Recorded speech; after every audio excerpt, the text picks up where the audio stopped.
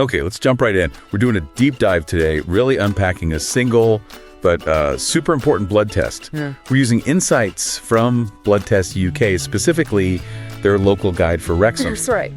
Our mission, basically understand what this test does, why it's so vital for your health, and how easy it is to actually get it done, particularly if you're around Wrexham. We are talking about ferritin, and if you need like a really simple way to think about it. Yeah, break it down. Okay. Ferritin is basically your body's iron storage helper. It's a protein, and its job is to run let's call it the bank vault, where iron gets stored safely. Ah, okay, like a vault. Exactly. It holds onto that iron until your body signals, hey, I need some now for things like making new blood cells. So iron's the money, ferritin tells you how much is in the bank. Makes sense. And this is where it gets interesting, because this one test gives you two really key pieces of info about your health, doesn't it? It really does. The first big benefit, and probably the one people hear about most, is spotting iron deficiency. Right, low iron. Yeah. If your ferritin vault is looking a bit empty, that means your iron stores are low.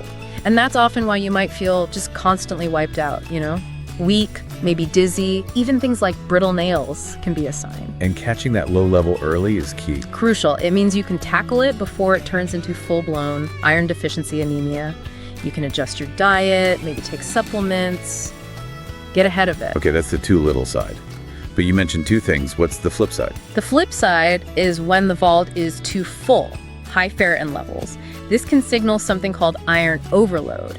It's linked to conditions like hemochromatosis. Which sounds serious. It can be, yeah. Over time, that excess iron builds up and can potentially damage organs. So again, early detection is really valuable. But it's not always straightforward, is it? Yeah. I saw the Blood Test UK guide mentioned a nuance with high levels. Ah, yes. That's a really important point. While high ferritin can mean iron overload, it doesn't always mean that. Ferritin is also what we call an acute phase reactant. Basically, it's one of the body's first responders. So levels can shoot up if your body's just fighting off inflammation or maybe an infection. Right. So a high number doesn't automatically equal iron overload. It could just be your body dealing with something else entirely, like a cold. Exactly. It tells the doctor something is happening, but it needs context. It's a clue, prompts them to dig deeper. Is it hemochromatosis or is it just, a temporary inflammation? So it's more than just a simple screening. It guides further investigation. Precisely. And who really needs to be keeping an eye on this?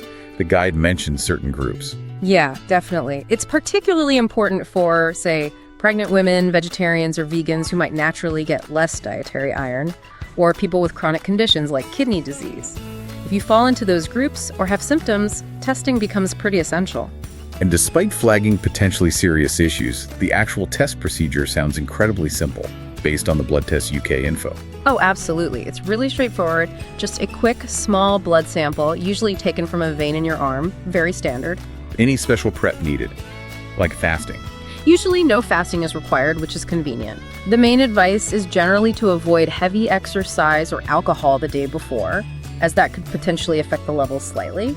But mostly, it's very simple. In focusing on Wrexham, the guide really highlights how accessible this is locally. It's not some rare specialist test. Not at all. It confirms that GPs in Wrexham routinely suggest this test. You can get it done easily through them or at places like Wrexham Mailer Hospital, and private clinics offer it too. It's standard preventative care. That ease of access is great because managing these levels makes a real difference to quality of life, right? Huge difference. And the advice is practical too. If your levels are low, it's not just take iron.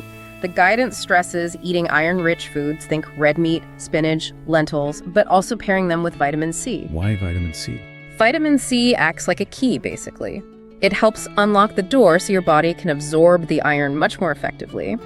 Orange juice with your fortified cereal, for example. Gotcha. And if levels are too high, is it the reverse? Sort of, yeah. If iron overload is the issue, you might be advised to limit things that can increase iron stores, or sometimes things that interfere with absorption, depending on the cause. Things like avoiding cooking in cast iron pans, maybe limiting high-dose vitamin C supplements, sometimes even donating blood regularly. And maybe watching things like tea or coffee intake with meals. That's sometimes mentioned too, yes, as tannins in tea and coffee can slightly inhibit iron absorption. It's all about tailoring the advice. Which brings us back to that really important final point, the nuance. Right, because ferritin can jump up due to inflammation or infection. That single number you get isn't the whole story. So the big takeaway for you listening. The ferritin test is powerful. It shines a light on your body's vital iron reserves. But critically, don't try to interpret that number in isolation. Always discuss your results with your GP or healthcare provider, whether you're in Wrexham or anywhere else. Exactly. They can put that number into context with your health, your symptoms, maybe other test results, and figure out what's really going on. Is it deficiency, overload, or just your body fighting something off?